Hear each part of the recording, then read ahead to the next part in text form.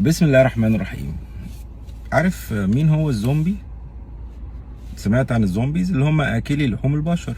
شفتهم قبل كده؟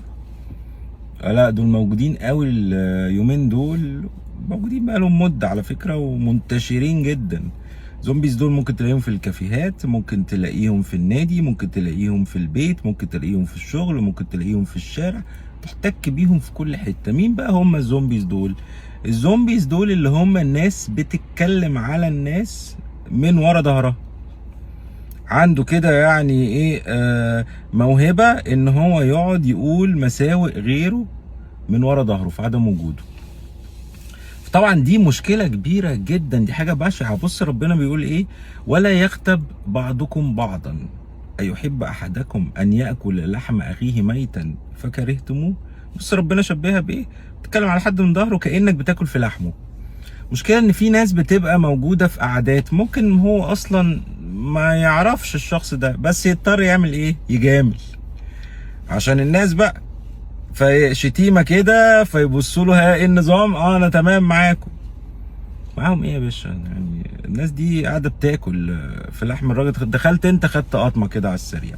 ملهاش اي معنى، ملهاش اي معنى يا جماعة. الغيبة نتكلم على حد من ورا ظهره في عدم وجوده، اوكي، بتاكل من طاقتك، بتقلل مستوى التزكية في النفس، فبتنزل نفسك تماما. دس نفس، ده اسمه دس نفس يعني، اوكي. نفسك بيحصل لها حالة من الضغط والتوتر، ممكن انت متبقاش واخد بالك بس بيحصل ده. والحاجة التانية ان انت لما بتروح بقى يوم القيامة تتحاسب، وانت اصلا كده قاعد بتجامل في شوية غيبة وحاجات كده، تلاقي حد جاي بياخد حسنة منك زي الباشا كده، وانت واقف اصلا في عرض حسنة. بص، كلمتين اللي انت قلتهم في الدنيا دول ودوك في 60 ده.